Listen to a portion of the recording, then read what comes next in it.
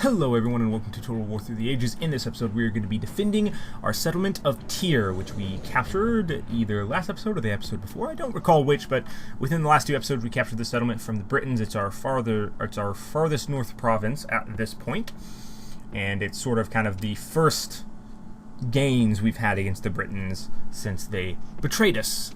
And that war's been going on for quite a while now.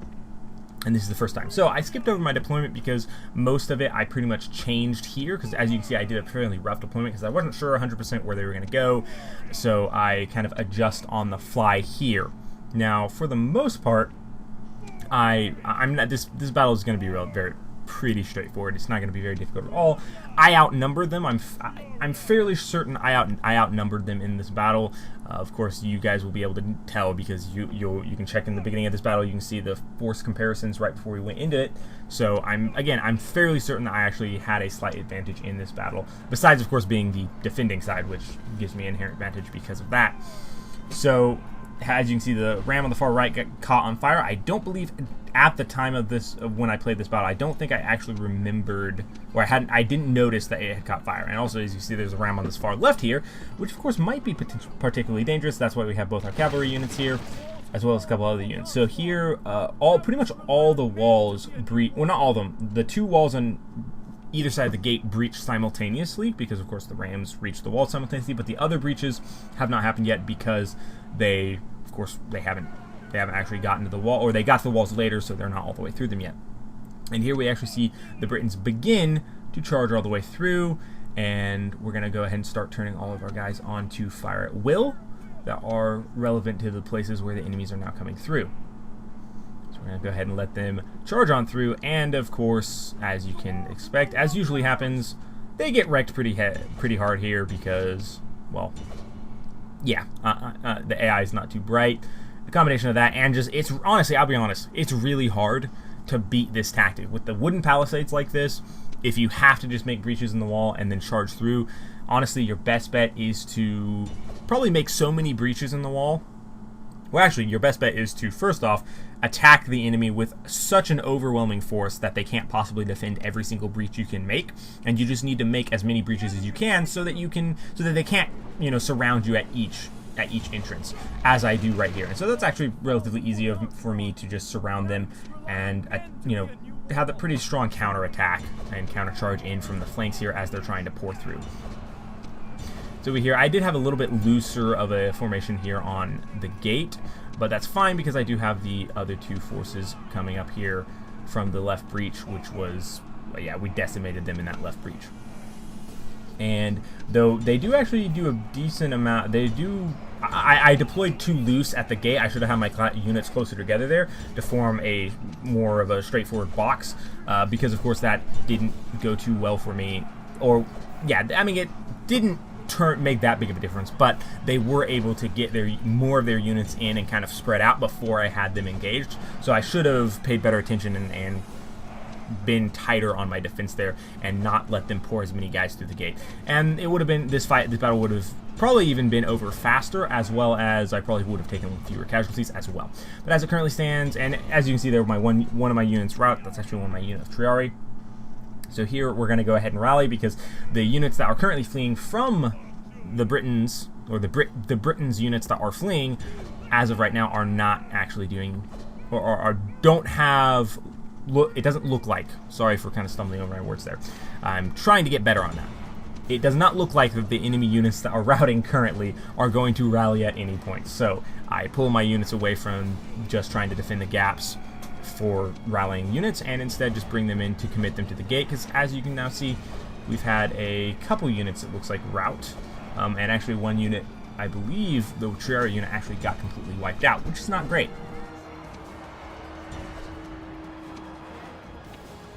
Sorry about that. I had a sneeze. That was peculiar.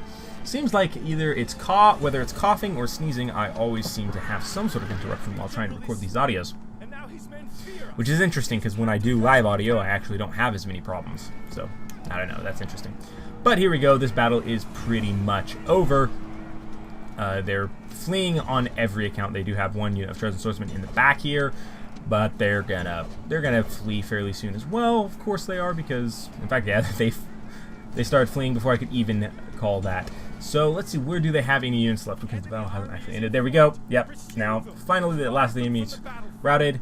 We continue the battle, but of course I'm going to just skip ahead to the end results, and that's a pretty good battle. Though we did take some decent casualties. Now the Greek city-states asked for a ceasefire. We of course accepted because hey, why not? I don't even know where their last settlements are, and I don't really care. I'm focused on the Britons and the Carthaginians. Speaking of the Carthaginians,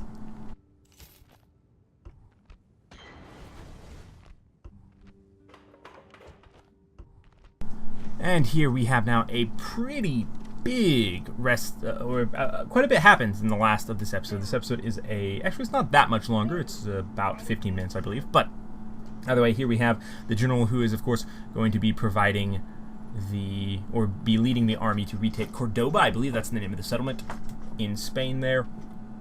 And meanwhile, we also have a pretty sizable army, fairly well put together.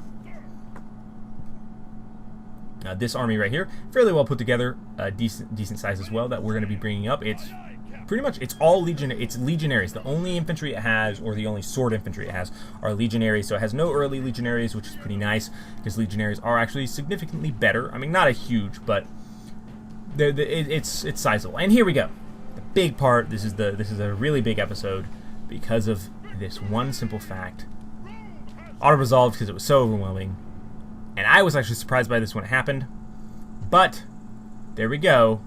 The end of Carthage. Carthage, as a faction, has been destroyed. I thought that the settlement over there, you can see the Carthaginian flag. I thought it was controlled by the Carthaginians, but apparently it wasn't technically part of the Carthaginians. I guess it was just pro-Carthaginian forces kicked me out, but they hadn't actually become part of the faction again, I guess. I'm not really sure how that worked, but it's just controlled by rebels now. So we are going to be retaking it from the rebels, and that's pretty awesome. And it's really awesome because it's been a long time since we've been fighting against Carthage for a long time, and it feels good to finally have them finished, and we are now done in North Africa. Probably not entirely, like we'll probably continue conquering other parts of North Africa later on, but for the time being, we're done for now. We can now turn our full attention onto the Britons, which is great, and I'm really looking forward to.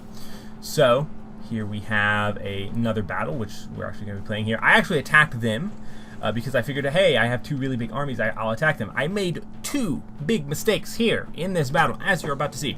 Mistake numero uno, or the first one, is I didn't have my second reinforcing army controlled by the AI. And this was a mistake for one very important reason. They had almost as many units as I have in this army right here. So there's no way I would be able to control all of them at once. So I should have just let them go. I should have just let the AI control them, and we'd have like overwhelmingly more superior numbers to the Britons, and that would have been such a better idea. But either way, I don't. And the other thing is, I didn't actually know at the time when I started this battle that I would actually have to be attacking from within the city. I didn't know that's how it worked. But now I know that, and that's important. That's good to know, because if I'd known that, I would have attacked with the other army instead. Because that way it would have been just a pure open field battle, and you'll see why that is significant, because I have to kind of deploy all around the gate, and that's the problem. I only have one gate I can realistically go out of. I guess there was one maybe farther to the left that I might have used, but again, I would have been more spread out. They could have just focused on one force, and that would have been very risky and potentially ended terribly. So I just have all my guys in this one gate, and I'm going to just try and rush them all out. But we are going to quickly see the second problem with or the second big mistake I made in this battle.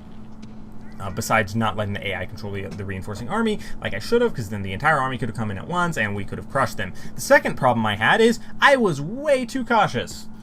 I was scared because I was having to come out. I was like, I don't want to get caught out, because like right there, as you can see, if they just I edited it out, but if they just charged me right as I was in the middle of coming out of the gate, if they just charged me with like a bunch of their chariots and a bunch of their units, a bunch of my army probably would have routed, or maybe not a bunch, but a decent number of them probably would have routed. I mean, I have quite a few I have a couple Hastati in there, a decent number of Auxilia. And and Princeps and early legionaries. I don't actually have any legionaries or praetorians. It's all kind of semi-outdated units. Like the early legionaries aren't super outdated, but even then they're not as good as normal legionaries, as I keep saying. So it's just, if the AI had actually attacked me, that probably, that's why I was cautious, because if they had attacked me, I would have been in a very bad position. But they didn't attack me, and I messed up. I was like, okay, I was setting up my army, I was being very meticulous, I was being very cautious. That was my downfall. I should have said, screw caution, throw caution to the wind, all out charge them. Again, if I'd had the AI commanding the reinforcing army, I would have been forced to do this, because of course the AI would have been like, alright, let's go, charge, and that would have forced me to actually go and be aggressive and attack the Britons. But as you see here, or as you are about to see, they run away. And of course they do. They don't have any reason to stick around and fight. And I could have obliterated this army, this full-size army of theirs. I could have obliterated it with twice as many, with like almost at double the forces that they had, if I'd let the AI control it, if I'd been aggressive, and if I had just straight out charged them and not been overly cautious. However, I was overly cautious, and I had an entirely missed opportunity here. In fact, the only real casualties I inflict in this entire battle are because of my towers are shooting some of their units on their far right flank, because they're too close to the wall, and my archery, but the archers in the towers are shooting at them. Those are really the only casualties I inflict here, because as we're going to see in just a minute, they just turn tail and run. And again, it makes sense. They have nothing to gain in this battle. Well, I guess technically they do. If they won this battle, they would actually take control of the city, but the point is that they're way outnumbered. They know this. They're not going to stick around. The AI is not that dumb, actually. So the AI just starts withdrawing, and I'm like, oh crap, they're withdrawing. I've seen them do this before. I'm like, okay, they're going to probably start withdrawing. I need to start getting my guys up there. We're going to need to rush. But the thing is that they're already ahead of me. My infantry, there's no way they're going to be able to catch them. And I only have one unit of cavalry, and that's my general. So I'm like, all right, well, you know, this is actually my faction leader, by the way. Hence why he has 61 soldiers in his unit. But I'm like, okay, well, fine. You know, even though he is my faction unit, they're withdrawing already. I'm not too worried. I'm going to try and catch them out. And I catch this one unit out a little bit. And that's it. I only got 90-something kills, I think. Or maybe even, that might be an 8. I don't know. Kind of hard for me to tell. It also, again, keeping in mind that it's very small for me. But without further ado, that's the end of this episode. Kind of a sour note to end on. That was a big mistake on my part. But thank you all for watching. Be sure to check back every Monday, Tuesday, Friday, and Saturday. And as always, till next time.